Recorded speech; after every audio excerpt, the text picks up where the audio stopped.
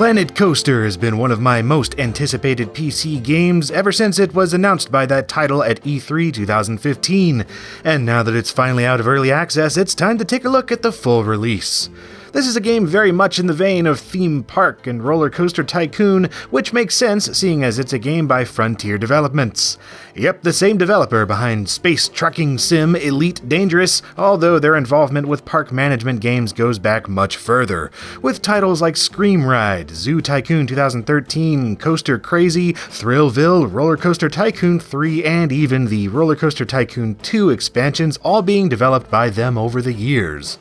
Planet Coaster begins with an avatar creation process, which seems important, but this is pretty much the first and last time you'll ever see it.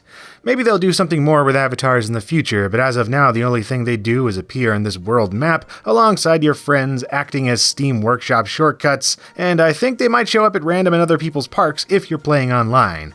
And yes, this is a game with online functionality, but it's not a multiplayer game, nor does it require an always-on internet connection. Once it authenticates itself with Denuvo servers after installation, you can play offline and dive into the meat of Planet Coaster, which is the single-player career, sandbox, and challenge modes. Each one of these plays using the same tools, just different rules, and the overview for fools is the career mode gives you a somewhat linear set of maps and objectives to complete.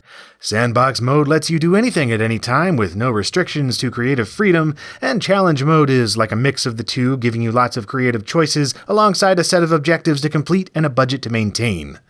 Speaking of budget and objectives and all that, there are no surprises as to how Planet Coaster plays if you've messed with any notable park management game in the last 20-odd years. You pick a map or a scenario to play, and are presented with a plot of undeveloped land to do with as you see fit, within the confines of however much profit you can generate.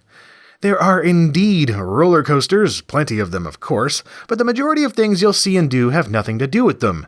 Attractions abound in Planet Coaster, with thrill rides, carousels, log flumes, train tracks, and all manner of stuff in between to keep visitors occupied.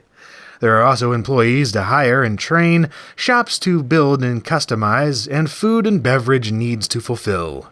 On top of that, you're going to be managing ticket prices, queue times, litter and vomit cleanup, and research and development on new rides and features. It's also imperative that you maintain each ride so it doesn't break down too often, as well as beautify your parks so that visitors get distracted by pretty things and don't ask for a refund when it takes hours to board the teacup ride. This is all well and good, and absolutely the bare minimum as far as PC games about theme parks go. The real question is whether or not this is fun and compelling enough to play beyond a couple of hours of screwing around. Well, I'm happy to say that yes, it is, but it also doesn't do a whole lot to push the genre beyond what we've already had in the past either. It's also not the only game on the block right now, with titles like Roller Coaster Tycoon World and Parkitect also vying for your attention. So why bother with Planet Coaster? Well, what it has is a very particular set of skills its developers have acquired over a very long career, skills that make Planet Coaster a dream for people like you. Potentially. Because while Parkitect is a game aiming to mimic the gameplay and style of the Chris Sawyer Tycoon games, and Roller Coaster Tycoon World is a rushed-to-market anomaly of bad timing and poor planning, Planet Coaster picks up right where Roller Coaster Tycoon 3 left off, but improves on that in ways that game sorely needed. Immediately upon starting a new map, you can tell it's a game crafted with care. The interface feels familiar yet modern, the graphics look promising, and there's this soothing soundtrack by Jim Guthrie and J.J. Ibsen playing in the background, which instills a sense of focus and calm.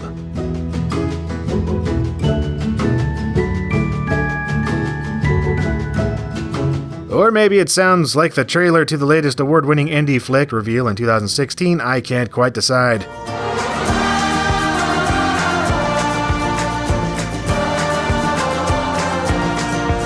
Planet Coaster is also just a gorgeous game, which of course isn't necessary for the business side of things, but it's a great plus in a 3D park sim like this. The sound design is also right on point, giving you all the screams, coaster whooshes, crowd chatter, and rickety mechanical audio cues one needs to suspend disbelief.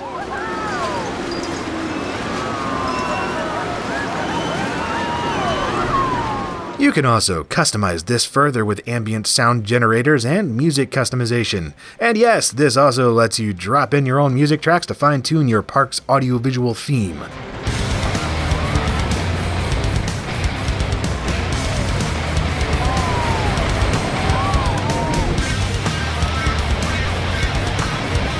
As you can see, it also allows you to enjoy the rides from a first-person perspective, and man, this really makes me wish for some VR support.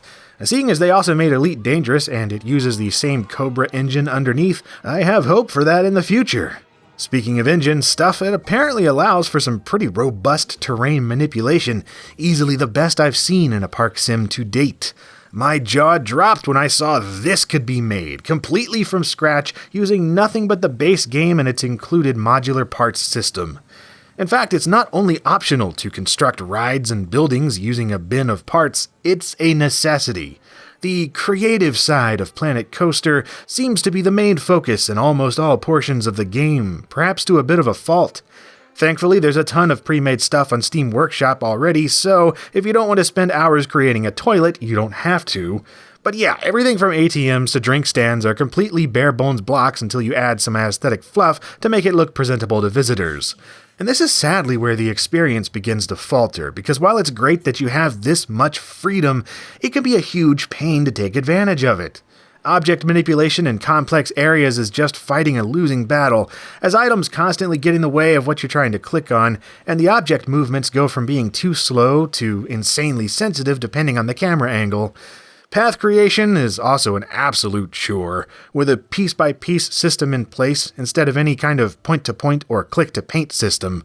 Same goes for coaster creation, which is slow and old school in a way that invokes frustration in lieu of happy nostalgia. Placing pathways and coaster rails is arguably the one function that the ill-fated Roller Coaster Tycoon world actually pulls off better than Planet Coaster. There's just a lot of room for improvement here. You get used to it, but the fiddling and fighting with controls never stops, and neither does the lack of information presented to you while building things like coasters. There are heat maps and ratings and all that, but it doesn't tell you how to improve these stats. It's just up to you and your pain threshold for trial and error, which is doubly annoying when you're playing a career or challenge map where a finite amount of cash is on the line.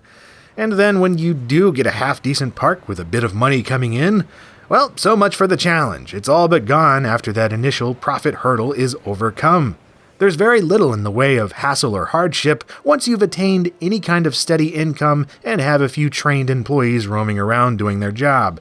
Visitors don't seem to get bored of old rides at all. When rides break down, they're easily fixed up in a jiffy, and no one is ever turned off by the apparent lack of safety, and of course, no one ever dies or gets injured. Heck, you can't even pop their balloons or pick them up and drop them into the water anymore, which is not a real complaint so much as an observation to make my point. About the worst that can happen to anyone is sometimes they'll vomit, and at that point just clean it up, give them an unpoppable balloon, and they'll be fine. There are no disasters, no unexpected events, no time limits to complete objectives, no VIPs to give special treatment to, nothing really beyond giving people enough affordable junk to do while making sure everything is clean and punctual. Even the stuff that looks like a bit of a challenge really isn't, like how visitors demand nicer scenery around rides.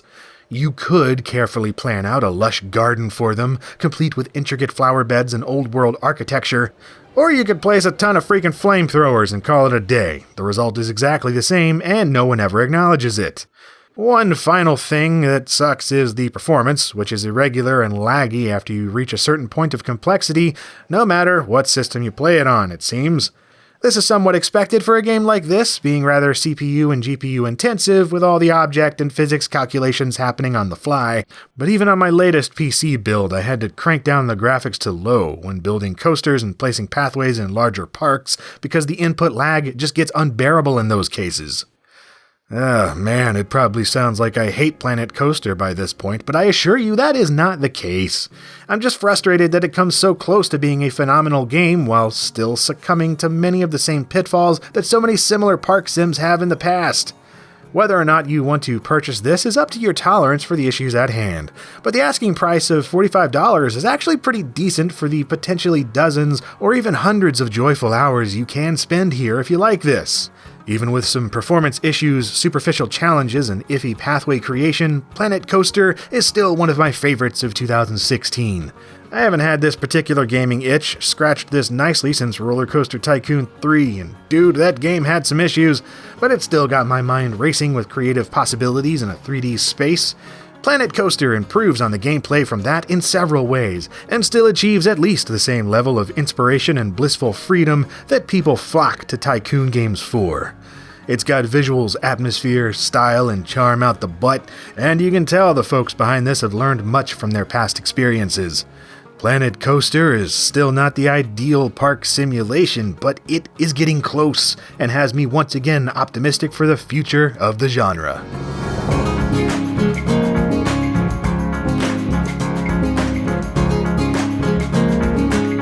Hey, you're still here. Well, if you enjoyed this video, perhaps you'd like to see some of my others. You can click these right here, or stop by every Monday and Friday for new videos on LGR.